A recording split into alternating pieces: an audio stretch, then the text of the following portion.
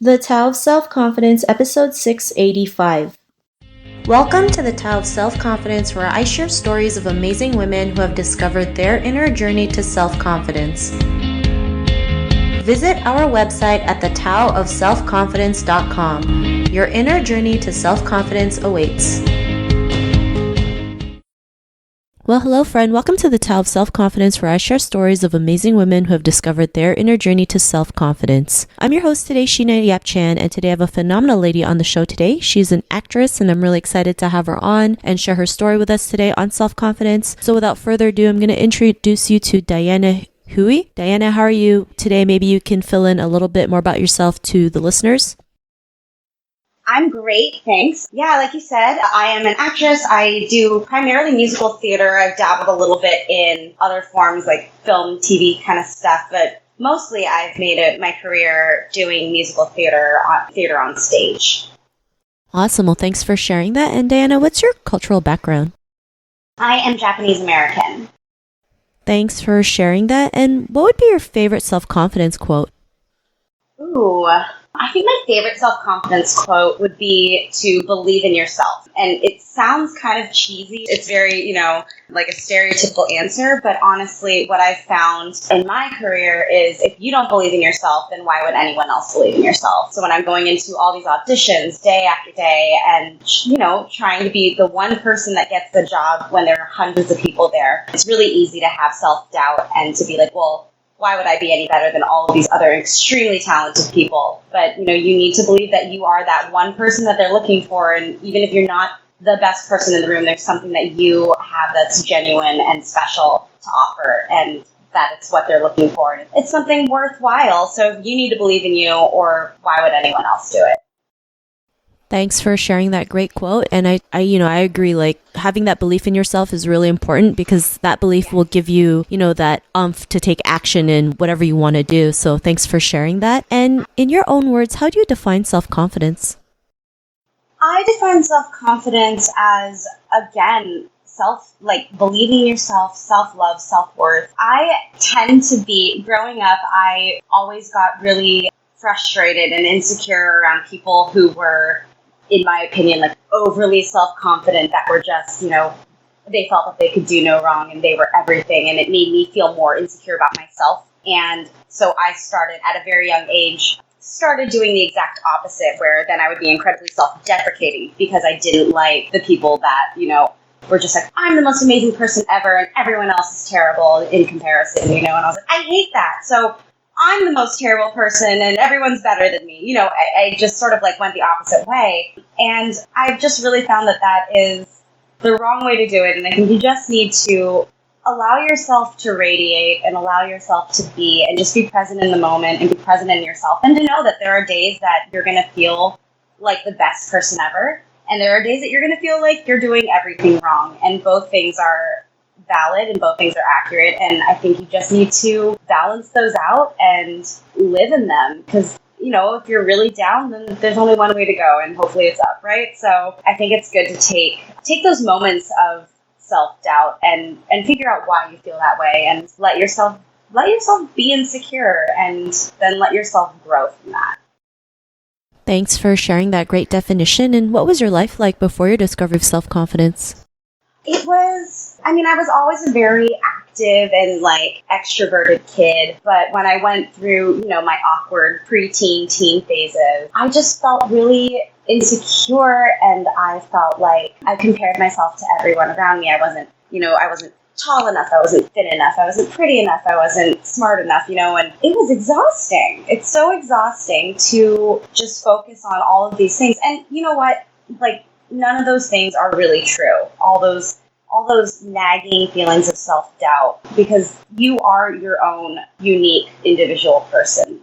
So if you're comparing yourself to everyone else, there's you aren't that person. So why do that? So when I started to realize and just let myself be myself and let myself be just forgiving myself for the things that I didn't like, it's amazing how things turned around for me. And when I did the first national tour of The Little Mermaid as a Japanese American woman playing Ariel, there was a lot of backlash from people who didn't think that Ariel should be played by someone that wasn't white, which is similar to what's happening now to Halle Bailey, who's going to be doing the live action. And I had a really hard time at first saying, how am I going to go across the country for a year of my life to thousands and thousands of people who hate me because of the way I look?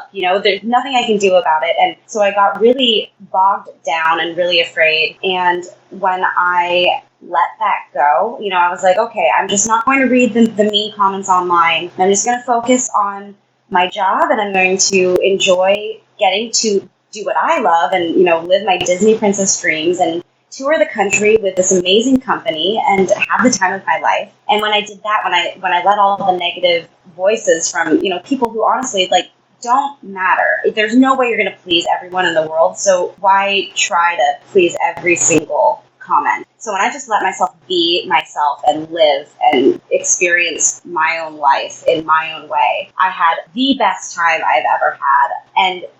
And then I also realized that I was surrounded by a lot more love than I was hate. And it was so empowering, and it was such a self-discovery for me to try to, to focus on the good and to not let all of those negative things weigh you down, because they're not as important as the self-love that you have for yourself and your own self-confidence in what you're doing and just enjoying your life. And so sorry, that was a really long tangent. No worries. Thanks for sharing that. And, I'm glad you're able to share, your story, especially being casted as the first, Asian Little Mermaid. And yeah, the backlash isn't always great.